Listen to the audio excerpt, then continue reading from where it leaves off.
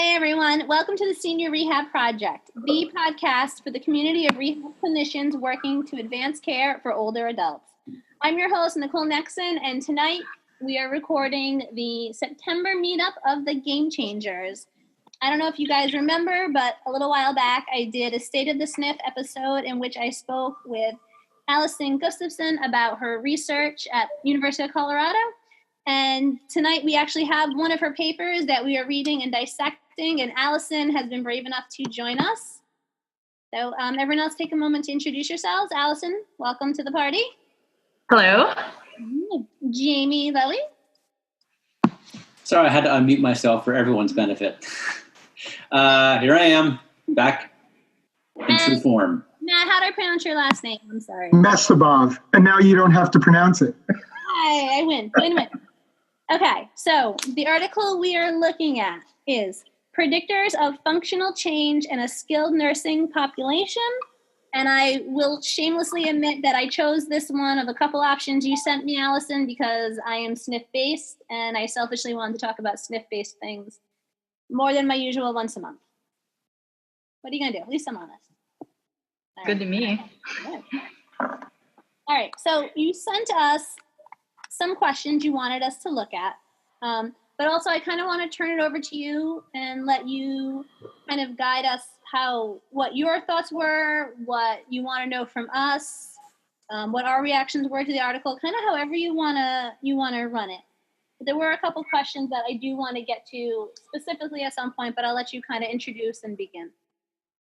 Yeah, so this is it is my first paper in the skilled nursing facility research world. And this was 2 years ago, and I've kind of expanded upon it, but it was really to just look at what does a skilled nursing facility population look like in terms of functional change? And then also kind of what's important to us, what are the predictors of that functional change, and how can we use those predictors to either modify our approach or work with an interdisciplinary team to impact that change, or, like we had kind of talked about in the beginning, impact the change, but we also need to think about further on, like how are we also setting them up for success after the skilled nursing facility stay. So that's kind of how all this started. Was I was interested in SNF research, but really had no information besides my clinical intuition of what the population looked like.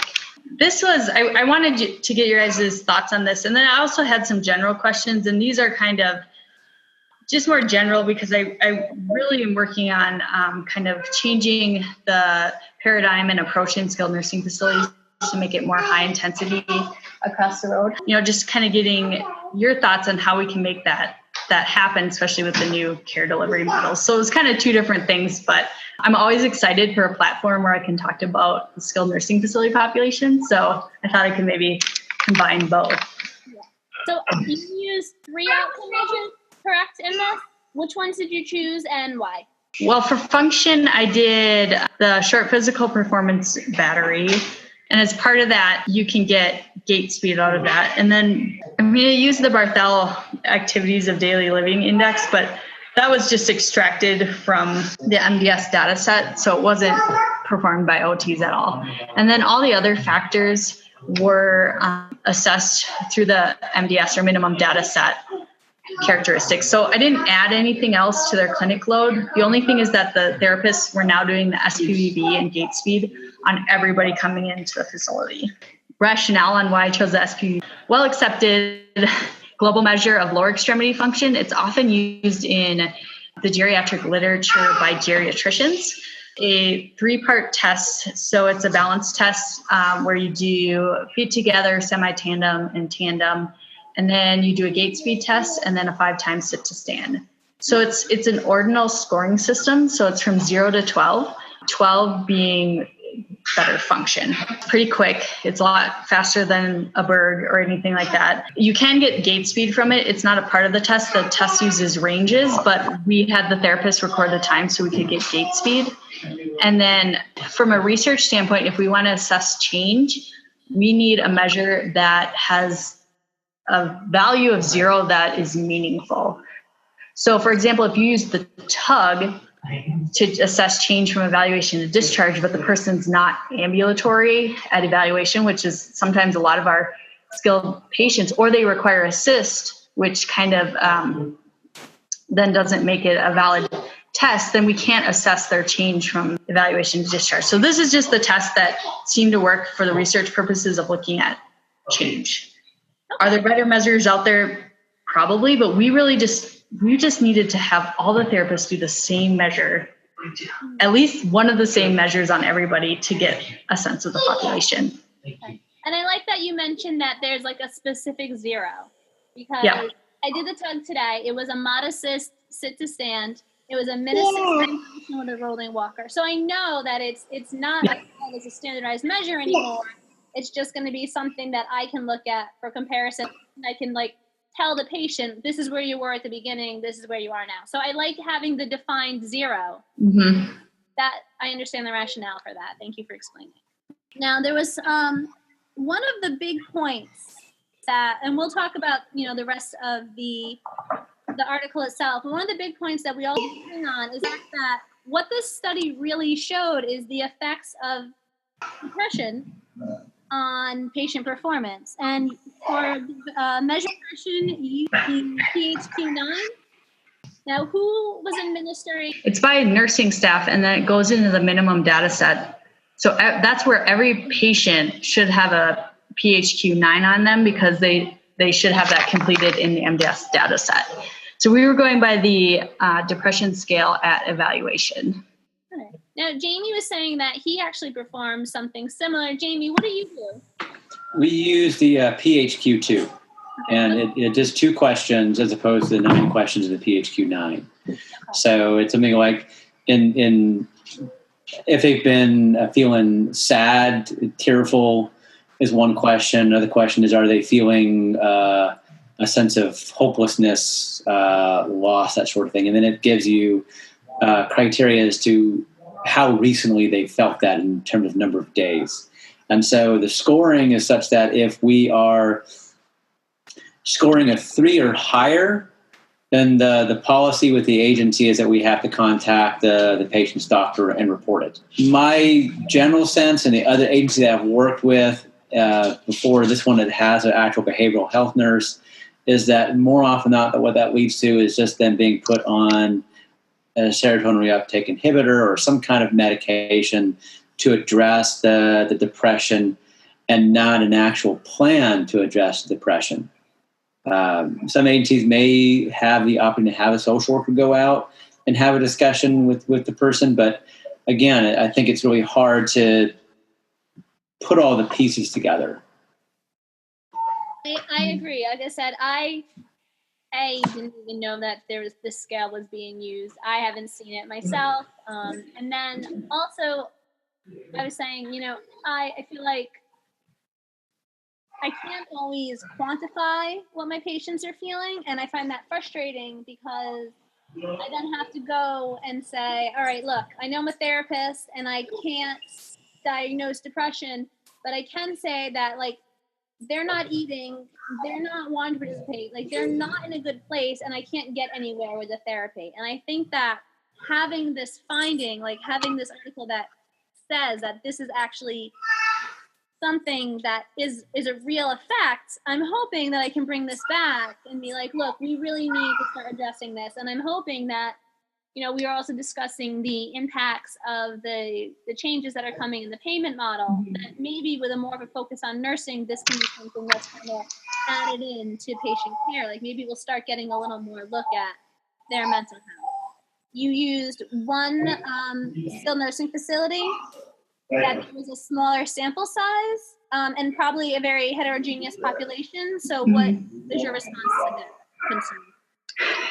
I mean, part of it is when I first started this work, skilled nursing facilities weren't, I don't know if I'm trying to think of the diplomatic way to say this. There wasn't incentive to have researchers in there helping. I don't know if that was still diplomatic, but I've had a lot of doors slammed in my face. So to even get data at one skilled nursing facility was kind of a miracle. And then now with the changes in delivery care, I've had to say no to people because all these SNFs are like, oh, wait a minute, now we want to kind of try to get ahead of the curve and start to integrate research. So again, at the time, like this was like all I could get. That being said, I've collected more data since then, and they all kind of look, it's about the same across a couple of more facilities. I didn't have the data at the time. So what I saw in your results, which also really stood out to me, was that 69% of the patients demonstrated SPPB scores indicative of severe disability, with 57% ambulating at slow gait speeds at the time of discharge from the SNF. I feel like, but then you also said that a majority of patients achieved a clinically meaningful change in the SPPB with 1 point or greater from evaluation to discharge. So we're kind of seeing this like dichotomous thing where people are getting better, but not to a point where they're not a high risk upon leaving the SNF. And I feel like that's something that we need to address. And I mean, from our discussion earlier, we said that it almost kind of gets like dumped on home care. Like, okay, like we got them here, like now you guys got to take it further. And I know that this kind of led to our discussion on like, what does it take to send somebody successfully back into the community? And what other kinds of services are we thinking or looking at as therapists? So if anyone else wants to speak on that. Yeah, Nicole, that's really interesting what you're saying, because one of the things going through my mind is that there's literature out there supporting when you take a fragile older adult or deconditioned older adult, how much time it takes to get them stronger. And you're usually looking at 2-3 months of appropriately dosed intensity. But we're also at the same time looking at, in the skilled nursing facility world, having a certain limited amount of time of our patients staying there. And then with the new model in October 2019, the patient-driven payment model, from what I've learned about it actually is if you want to have it profitable, you want to try to get people out within 15 days. And you had pointed out earlier about after 21 days, you're at a financial loss. So, I'm not sure, that we're necessarily given the right time, given the rules of the game in the SNF level, in the SNF facility, to get people where they really need to be in order to be the safest they can be at home. But I do think that we need to do something about our communication with the next level of care, that sort of thing. I think, as you pointed out, Nicole, we need to look at this PDPM model and try to see how we could advocate for services to handle depression while they're in the SNF, that sort of thing. So those are just some of the thoughts I have about what you're saying. Amy, as a home care therapist, what are your thoughts? Boy, it's an interesting perspective, and I'll throw out there first, though, what I would say that I got again. I think I alluded to earlier from the pain science world, and that is this: what's good for the patient is not necessarily what's good for business. So we know that there are things that our patients could receive and do better with their overall outcomes. But we're facing the reality that within the care model, we're only given so much time to make that happen. It's almost like we have to wave a magic wand and, in many respects, change the laws of physiology and how people get stronger and what time frame that we expect there to see changes. I mean, I've been as rehab director, I've had to audit charts and look at when people put in their goals in 3 weeks. And when I look at their objective measures and the goals that they're reaching for to achieve in that period of time, physiologically seems unrealistic that you're going to go from a 2- manual muscle test to 4+ out of 5 manual muscle tests in 3 weeks. I'm like, well, I can only assume a couple of things. A, maybe the patient was asleep when you tested the muscle score, or you didn't test them properly. Usually it's the latter. And that you have some belief that giving them a handout of exercises that are not very intense are somehow going to magically give them normal or good strength.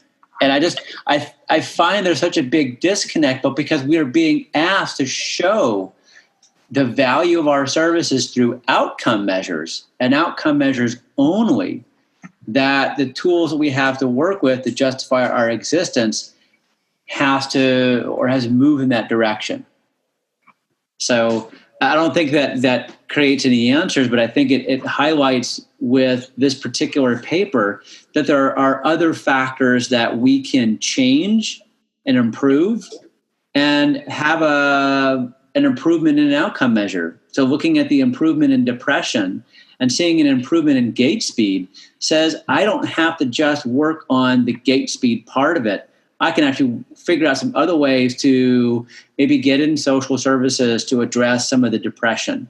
And we might see better physical outcomes and a lower fall risk and a lower or rather higher return to independence. All right, so rolling off that question, Allison, one of the questions that you had sent us to discuss was, from the patient perspective, what are some strategies to assist with preconceived notions and self-limiting behaviors in the geriatric population? I think that's a really good question. And Jamie kind of started it. How do we, if we know that depression limits gait speed and limits physical function, how do we address that? And not only in the patients who are clinically depressed, but just in the patients who have these notions of how aging should be, and how they are and how their aging is going, and kind of stop them from having those self-limiting behaviors. I know I'll have patients now who are like, I don't know what you want from me, I'm 80. And, because I'm kind of a sarcastic thing, I'll say, you're young, and besides, I can show you some research that says you should be fine. And usually I can get a laugh out of them, and then usually try to get them to do something slightly beyond their comfort zone. But it doesn't always work with people. And what are some other ways that you guys have seen to have success in this? So the question being what our approaches would be with these patients to try to help motivate them along. Yeah, even just some of their self-limiting besides the clinical psychology aspects. Right. What can we do in the clinic to help kind of break down some of their self-limiting behavior? Because we've seen, as Allison's study has shown, that self-limiting thoughts can actually lead to decreased functional behavior. Yeah. So I think it's important, at least my experience has been that it's always been important to validate however the patient is feeling. So I may say something to a patient like, my experience is that you seem unhappy, or I might even ask them, do you want to die? And just open up that door for a discussion with them. And usually I find that helps them to move to the next step. Of course, I'm sort of matching their tone in a way and validating their experience, as opposed to just ignoring what they're truly thinking and feeling. So that's one or two things I'll do. I feel like just that the fact that you feel comfortable asking people if they want to die is something that's so big, because I feel like we are so programmed in the medical community to stall death at all possible costs, that when some of us have patients who are like, no, I'm done, I just want to die, that's like a 4-alarm freak out. That's like, oh my God, we have to do this. And it should be addressed. But some people, I've had people in their late 90s, and they're like, I'm done. I'm comfortable with my life. I don't want to do this. I would just like to be comfortable until I die. Right. Being able to have that conversation and respect that, but also know when that's a normal statement versus when that's something that's dangerous is a very right. Absolutely. And in a sense, I'd say doing some motivational interviewing and figuring out where they want to go. and help them to take whatever step that is, even if it's a little step. So I've taken kind of a similar approach on the one hand, but what I'll also engage them in is to make sure I'm very clear on what their goals are, not what I'm telling them the results of my testing indicate, like, oh, hey, it says you're a high fall risk. I'd rather use that for me to determine how to go about getting them to those goals. And then again, I realize the time frame maybe in skilled nursing is going to be different because they've just come out of the hospital and they're not able to go home. So the goal is probably to go home. And now that I'm seeing them in the home environment, they may be looking at it in terms of getting into the community. So as long as they're engaged in that process or given the opportunity to say, like kind of going on the earlier conversation, is maybe they've kind of hit that point where they don't have anything else that they want to achieve physically in terms of going to a grandkid's wedding or whatever. Maybe that's no longer a motivation for them.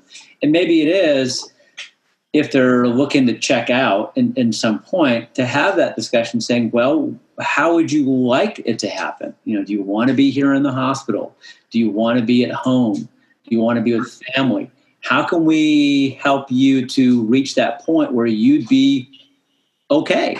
And then maybe the conversation isn't so much with me identifying what their needs are for physical therapy. It's, hey, do you want to talk to someone from our hospice group about something about this so that you have more information to decide whether or not you're at that point yet? Allison, have you seen anything in your research about ways to approach this, or have you seen anything clinically about how this has been approached, or like having these conversations with patients?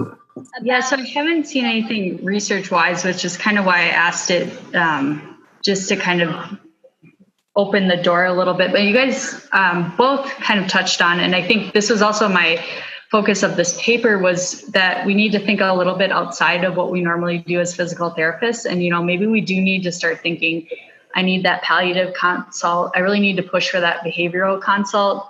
I think it's getting better, but I think a lot of the DPT curriculum hasn't traditionally given students what they call soft skills in terms of like providing, you know, how do you do motivational interviewing? How do you have those discussions? So that's one thing we're trying to work on in the curriculum. And I think that's kind of across the nation, but, you know, we're not trained as psychologists, yet sometimes we're in positions where we're kind of, you know, piecing things together. So, like I said, you know, partnering with our psychologists and really trying to understand, like, not take over their jobs, but, you know, what could we use, what to help that patient, when do we need to refer out, and really push for that referral too. You guys mentioned, like, you know, Matt mentioned asking the patient if they want to die, and it just kind of reminded me of, I don't know if anybody's seen this article, it's by Rubin et al., and I can send it. It was in JAMDA about a year ago, where they interviewed patients in the hospital who had serious illness and asked them if they would rate various conditions as better, about equal, or worse than death. It was on a 5-point scale. And there was a bunch of activities, but the ones that popped out at me were, I think it was over 50% said needing care all the time was a state worse than death. 30% said being in a nursing home was a state worse than death. And then I think there was like another 50% that just said not being able to get out of bed was worse than death. So I think, you know, tapping into some of that, intuitively to us, we're like, oh yeah, well, we're going to make you stronger so you can do all this stuff, but they don't always make that connection to that strength is going to help me, you know, stay out of the nursing home, stay out of bed, because and I was even surprised by this article that people actually thought that was worse than death. Like, and it's hard for me. I'm like, what could be worse? Like, and that really brought about this fact that we are very valuable. And I think we just need to tap into how that fits with the patient's goals. And then, like you said, if that's not their goal, how are we setting them up with palliative or hospice? And again, it goes to, you know, we can only do so much in the SNF setting. How are we setting them up afterwards and not just kind of thinking only about the SNF stay, but kind of their quality of life down the road. What I thought was really, really stood out to me is this paragraph here. Our findings reflect that for every point increase on the PHQ-9, the change in gait speed was lessened by 0.02 seconds. Every 5 points lower a patient scores on the PHQ-9 is associated with a 0.1 meters per second on the change in gait speed, which is clinically meaningful and potentially reduces the risk for rehospitalization, functional decline, falls, and death. So I found that like mind-blowing that, if we're taking people who, go back to the thing about preconceived notions and self-limiting behaviors, if you're taking someone who thinks that being in a skilled nursing home is worse than death, and then we're not addressing the mental issues of that, they're going to physically do worse because they're already thinking that this is the worst thing that could happen to me. I would rather be dead than be here. That needs to be addressed before I get you up and walking and doing this, or at least concurrently it needs to be addressed, because setting yourself up to do poorly because you believe you're going to do poorly, and that reflects on your functional skill. And I found that mind-blowing that you guys found that link so succinctly and were able to see it so clearly in this paper. I just, I found that real interesting when Allison talked about how people would rate it worse than death. And obviously, I think we have to couch that in the understanding that unless they've experienced death before, they may not, right? Exactly. But that's valuable information because it's telling you how they feel about their function in reference to quality of life. And that in itself, to me, is an entryway to helping to capture their motivation and make things help to try to make things better in however that's defined. And I think that speaks to some of the things that Senior Rehab Project itself is working on. The idea culturally that we have that aging is such a terrible thing and that needing help is such a terrible thing. And the way we view mental health or people who need mental health assistance in this country, in our culture, I feel like we're seeing all of that combined in this. Like, we're just taking the fact that we don't really treat mental health well. It's hard to get when you're young. It's harder to get when you're old. These issues are not being addressed, and we're seeing the funnel. We're seeing how it all funnels into geriatric care and their ability to do. And that like I said, this whole article is just really eye-opening. And when you start thinking about the layers of how this all applies. I'm glad it was really eye-opening. And like I said, I think there's a lot of directions that this paper can go. And I think, we are seeing that funnel, which hopefully, like I said, I think there's a lot of fear of this new change in payment, but I think it's also gives us a lot of opportunity to maybe open that funnel a little bit. Also gives us an opportunity to again, I kind of mentioned this before, but I can't say it enough, to get outside of the fact that, there's other factors impacting rehab, but we can still play a role in that. And I think we just need to be thinking more interdisciplinary as well. We kind of talked about this earlier, like what kind of community resources would they need after discharge? And just thinking a little bit outside of the box instead of our normal they function, they need home health, but do they need Meals on Wheels? Do they need some sort of mental health services? Do they need someone who's going to advocate for better housing for them because they're living somewhere where it's just not safe for them to live, but they have nowhere else to go? I'm hoping that while this was kind of pitched as a characterization paper, I was really hoping that because it was one of the first papers that looked at a SNF population, that it was going to kind of open some of these doors for us to really kind of elevate our profession by not just always thinking about function and what we do for function, but thinking again about how the whole person and kind of what we're doing to impact their trajectory after they leave the skilled nursing facility. And, 5-10 years down the road, how are we impacting that trajectory? So I see one of the questions you sent was, what process or system barriers and facilitators do you foresee with respect to caregiver changes? And I think we've kind of hit on this, where we need to start looking more, instead of in our tiny little rehab environment, we need to look at the patient like as a human being interacting in society. And we need to kind of step out of our comfort zone of just doing the rehab and looking at, okay, what else needs to be done? Because we know that they're leaving. We know that a lot of patients are leaving, the skilled nursing facility still at a high risk for falls or rehospitalization or all these things. And I think that learning to look outside our box is really going to help as the care plan changes, as our programming changes and everything. Like, we need to be aware of all that. And I feel like we hit on that. I feel like some of the system barriers that we're seeing are, time constraints, financial restraints, the way we look at mental health in this country. I feel like those are all some system barriers. What do you guys think about that? I think that there's hopefully a wave of change going on when we look at mental health right now, just because things like such a push to combat opioid dependence, that sort of thing. So I think that'll be helpful towards mental health services.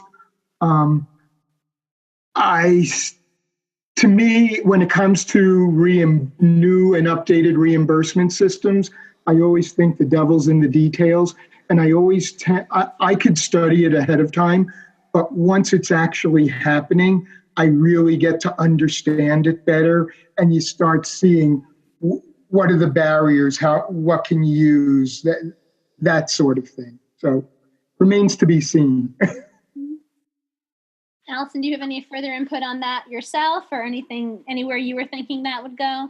The reimbursement system, I mean, I'm trying to stay positive. There's always issues when we roll out something new, but I also just think it's this opportunity to maybe change. We know what we're doing right now is not perfect. That's why the reimbursement system is changing.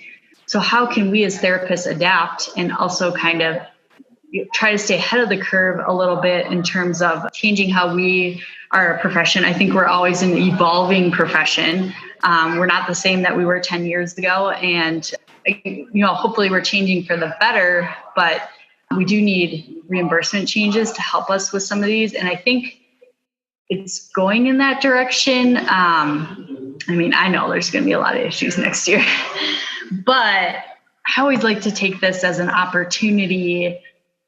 Instead of always just being pushed and being a very reimbursement driven profession, I think there's a chance for us to be more, evidence-based, patient driven with the reimbursement changes. And I know we get very caught up. Reimbursement is very important, but I think we also need to think about our role and as physical therapists and how we want to contribute to healthcare.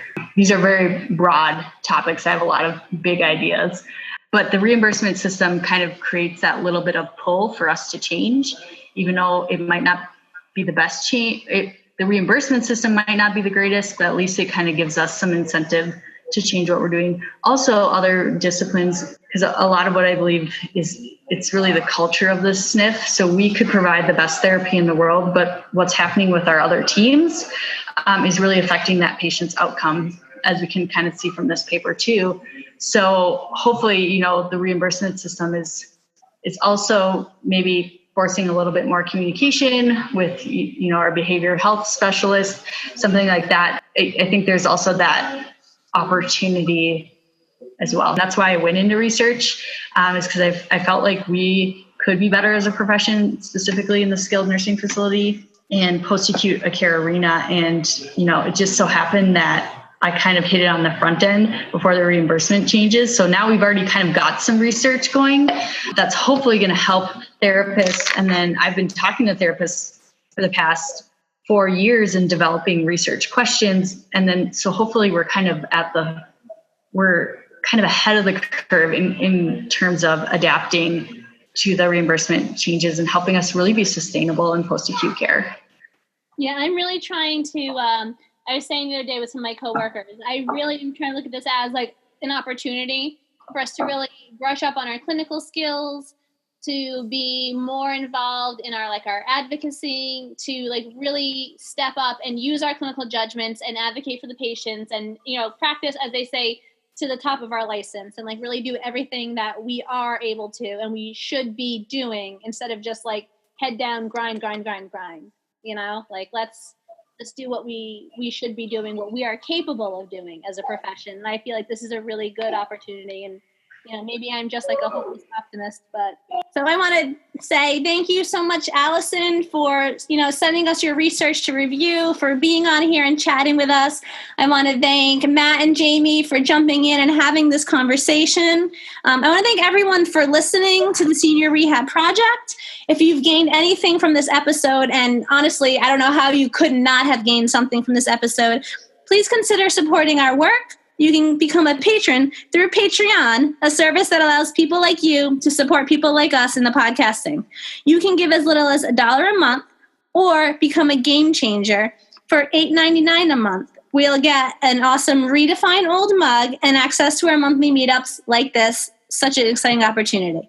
Just go to seniorrehabproject.com to learn more and find the show notes for this episode. Talk to y'all soon and stay funky.